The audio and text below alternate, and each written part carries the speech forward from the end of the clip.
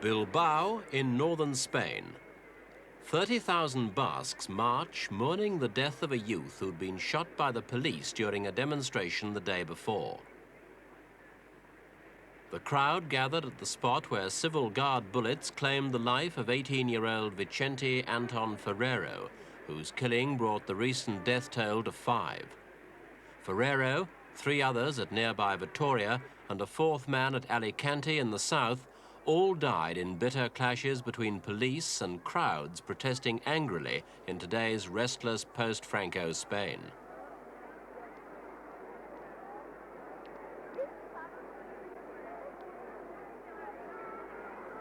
Frequent violent confrontations following protest marches and strikes have sprung from the disillusionment, frustration and impatience felt by many Spaniards who've expected the passing of the Franco regime to usher in a new era of instant freedom. The strikes began in January in Madrid, where a stoppage on the metro forced thousands to walk to work, while many others followed the lead of the metro men and joined in what was to become an open challenge to the fledgling government. But the government cracked down, conscripting transport workers, sending troops in to help get the underground trains rolling again, and to break up the meetings of strikers on building sites and at suburban factories.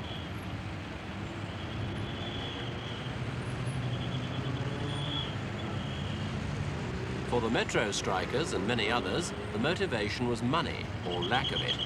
For wages had been frozen while prices had not, and inflation was making itself felt in the shopping baskets of housewives all over Spain.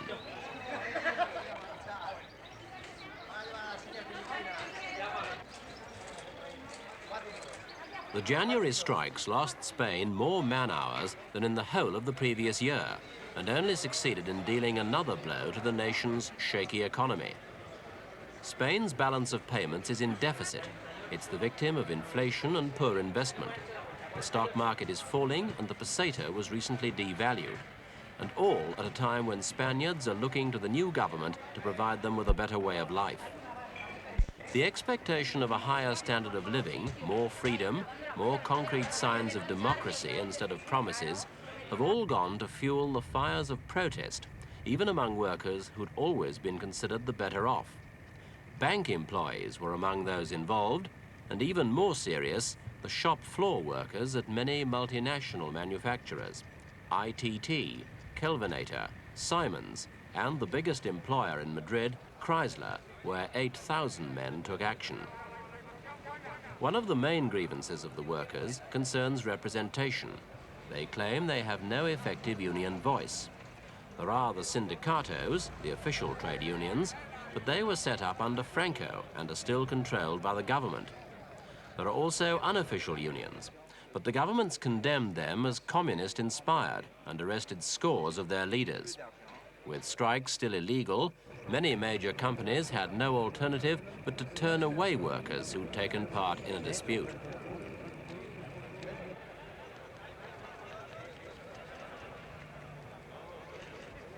The strikers found flexing their new muscles a painful business. For in Spain, there are no strike funds or government contributions to help pay the bills when a man withdraws his labor. But that didn't stop them, and in February, the strikes went on. This was Pamplona, the capital of the province of Navarre, when 30,000 people took part in a mass demonstration, mainly over the rising cost of living.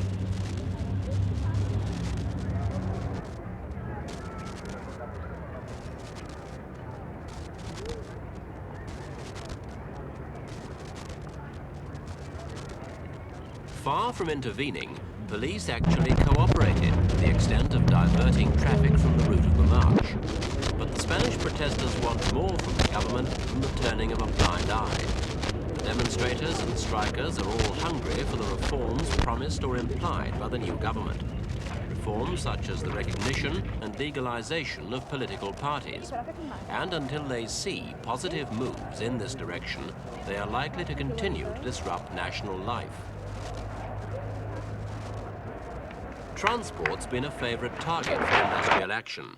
Lorry drivers launched a particularly damaging strike to persuade the government to reduce license fees. Apart from picketing, they actually slashed tyres or shot them out, while some drivers were beaten for refusing to join the strike. One result was a shortage of fish, fruit and bread in Madrid. Another was considerable embarrassment for the government. For the industrial chaos and public protest has come at a time when the government's keen to impress. It wants to persuade the Spanish people that it's willing and able to carry through the changes which will ultimately make the country a democracy. And it's anxious to convince the rest of Europe that it's worthy of the necessary backing to become a partner in the European common market, a move it feels is vital for Spain's economic well-being. The current wave of strikes and violence can hardly help Spain create the right atmosphere for an application to the European Economic Community. Neither, say some members of the government, can it help them bring about the reforms so many of the people want. But we asked Spain's Foreign Minister, Senor Jose Maria de Areilza, wouldn't there be fewer demonstrations if the pace of introducing reforms was speeded up?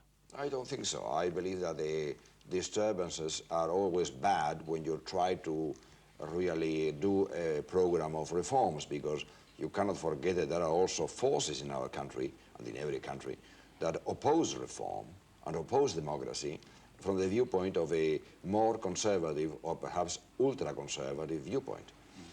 And we believe that if you can really avoid these disturbances systematically made to avoid and to, I would say, torpedo the reform pace, it would be much better, because the reforms could go much quicker and much easier. I think it is really foolish to think that we can do all the reforms in a sweeping time of 3 months. We need time. How much time? Exactly the time we need to put on these reforms on a real basis of stability. If we bring democracy to Spain, we want to bring it to be fulfilling a role in the future of our country. We do not want adventures, and we do not believe that you can go from authoritarian rule to full democracy overnight. Nonetheless, full democracy is your aim. Sure, and we have done it very clearly. We have stated that, not only inside Spain, where the last word belongs to the Spanish people, of course, but also in all my contacts with the 9 governments of the countries that form the economic European community. We know that the time is not yet ripe, but we want them to know, all these governments, what we are trying to do and why we do it, and what is the probable timetable of that reform. And what sort of timetable would you suggest? I would suggest that in this year we shall have constitutional reforms as far as free election goes and status of political parties and free trade unions before the summer. And then there will be a call for a general election to elect a parliament next year, I would say in the spring, perhaps in April or March or May, I don't know exactly when, so that in the middle of the 77 we shall have a full elected assembly as part of the representation of the Spanish democracy. Is there any opposition to the reforms you're suggesting from the armed forces? No. The armed forces have stated very clearly that the only thing they want is that the constitutional laws should be respected. And if the reform goes through, they want it to go through the channels of constitutional laws as they are today. And that is exactly what they have said, nothing else. All the rest is speculation, and I don't think there is a basis, credible basis of speculation. It's been suggested that when political parties are legalized, that you will not allow the Communist Party to operate. Now, perhaps one of the lessons of Portugal is that legalizing the Communist Party proved to be a good thing rather than a bad thing. Why do you not follow that? Well, I would say that the Portugal example has not been very encouraging in proving that the Communist Party is in favor of democratizing the country after a long standstill period. Because the Portuguese experience is not, as I see it, a very constructive one. We are going to oppose the possibility of political parties having a totalitarian philosophy, whether it is right or left. And neither we shall accept that they should use the violence as an instrument for political action. Those are the limits, no more. If somebody believes that other his characteristics, he will be auto-excluding himself from the political game. On Gibraltar. The problems of the economy and of liberalisation are serious enough, but the main threat to Spain's stability at the moment is almost certainly the nationalist question. These three areas, Galicia, the Basque country and Catalonia, all claim to be separate nations within the Spanish state, and they all want autonomy from Madrid. In Galicia, protest is at a relatively low level, and over the last few years it's the Basques who've made most noise and got most publicity. But it's the situation in Catalonia, the largest of the three areas, which is now causing concern in Madrid, and with good reason.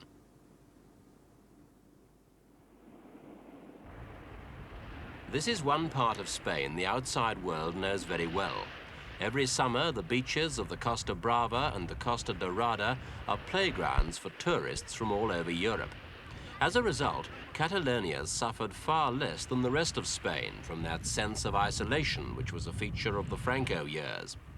And tourist spending has brought further prosperity to an already wealthy province. Behind the coastal strip lies the most industrialized area in Spain.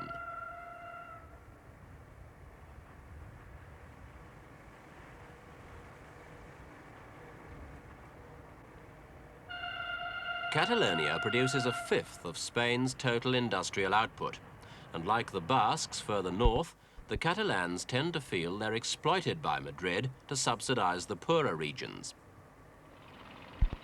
It's the same in agriculture. This demonstration was staged last month by farmers wanting higher prices for their produce. They headed for Barcelona to join a bigger nationalist demonstration. Our cameraman followed them, but when he tried to film in Barcelona, he was clubbed by police, who smashed his camera and destroyed the film.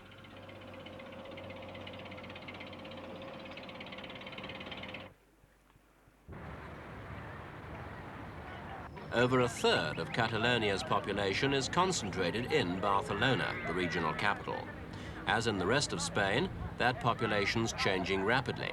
60% have been born since the Civil War, which molded the thinking of the Franco regime, and there's growing intolerance of the old ways.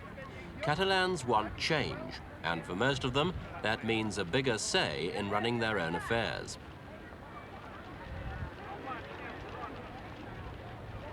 The changes that have taken place are of mixed significance. The press is freer, but it's not the absence of political censorship that's made the biggest impact on the newsstands.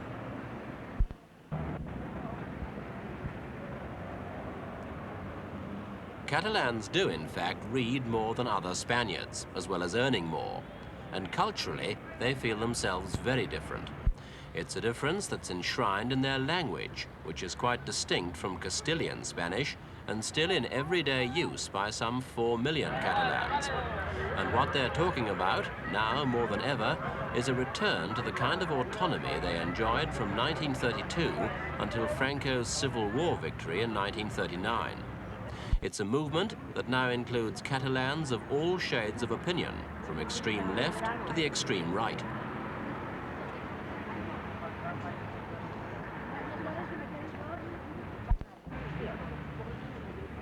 The strength of popular feeling can be seen in the success of this bank. People were startled when it announced it would employ only Catalan speakers and carry out all transactions in that language. But it's now made a fortune for its founder, Juri Pujol. Under Franco, Pujol served 5 years of a 7-year sentence for taking part in a rally at which a Catalan song was sung. Now he leads his own political party, the Catalonian Democratic Centre. We asked him how urgent it was that the Spanish government should recognize Catalonia's demands for autonomy. Yes. In a certain sense, it is very, very urgent, but we understand one thing, it is the following thing. We are also interested, we need also that the Spanish government succeeds in its attempt to reintroduce democracy in Spain. It will be very difficult for us to obtain the home rule if in Spain, with a Spanish dictatorship, we need also the democracy for Spain, for the rest of the Spanish state. Consequently, and we know that the Spanish government needs some timing, and we accept that we must accept this timing. But naturally, it cannot be a very, very long timing. We believe that in a year and a half, all these questions must be solved. But if the Spanish government refuses to concede to your demands, how will you be able to maintain this peaceful stand? I hope that will not happen. We are a strong country in the Spanish state. We represent 15% of the population. We represent more than 20% of the Spanish economical product. And with a strong dictatorship in Spain, it is possible not to kill our nationality, but to contain it. But in a democracy, it will not be possible, especially because, as I said you before, the national feeling is very unanimous in Catalonia, you understand? And the possibilities of political and popular pressure of Catalonia are great, and they will be much greater in the future. And all this means that the government knows that it cannot be radically against our petitions. It is possible that the government will try to give not all that we will demand, but that will be a problem for negotiation. I hope not for a violent clash. Nevertheless, it is possible, I hope that it will not be so, but it is possible that when the government refuses our petitions completely or in a very great extent, it is possible that in this case we can have some violent situations. If this happens, it can succeed, it can arrive that our problem can be a problem also, our not solved problem can be a problem for the future of the democracy, not only for us in Catalonia, but for all the Spanish state.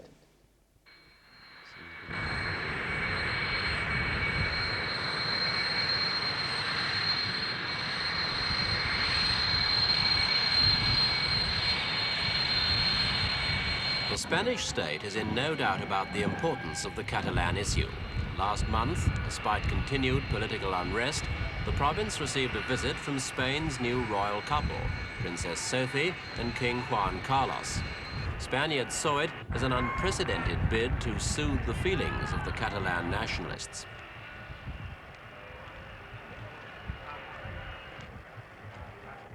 For the king, it was a severe test of his personal popularity, but the welcome was warm enough, both here at Barcelona and later on in Tarragona.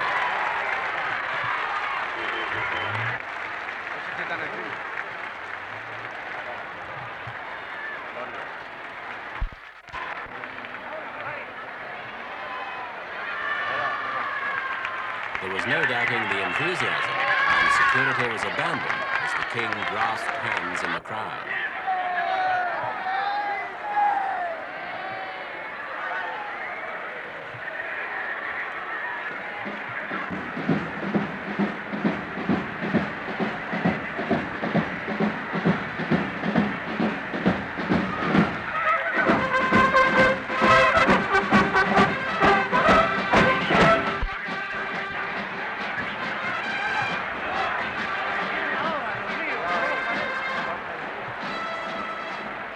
Over 100,000 Catalan workers were on strike as the visit was taking place, and in some side street clashes, police fired rubber bullets at demonstrators.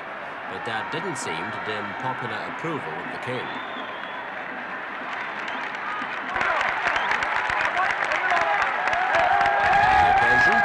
particularly spectacular display of a favorite Catalan sport, building human pyramids.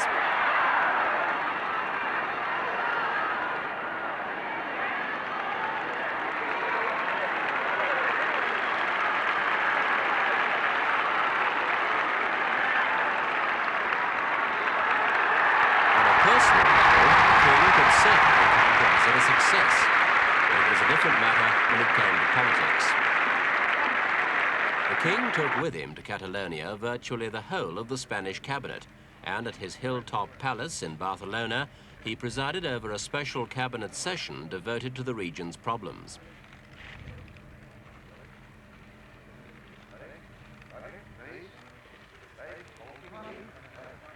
The ministers approved 6 decrees, which in effect granted limited autonomy and officially recognized Catalonia as an entity.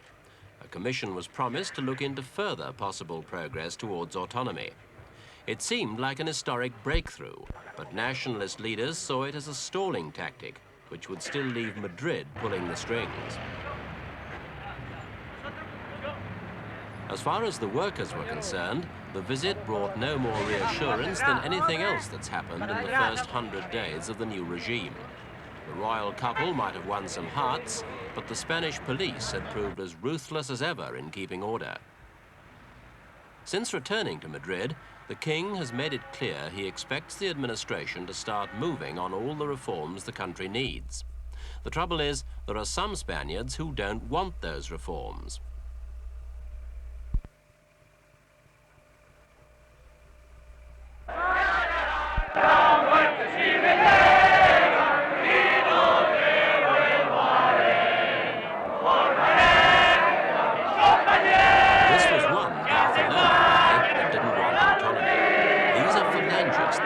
Supporters of everything that General Franco stood for. A plaque on the church wall commemorates his victory in the Civil War in 1939, which put an end to the power both of the left and of the nationalists.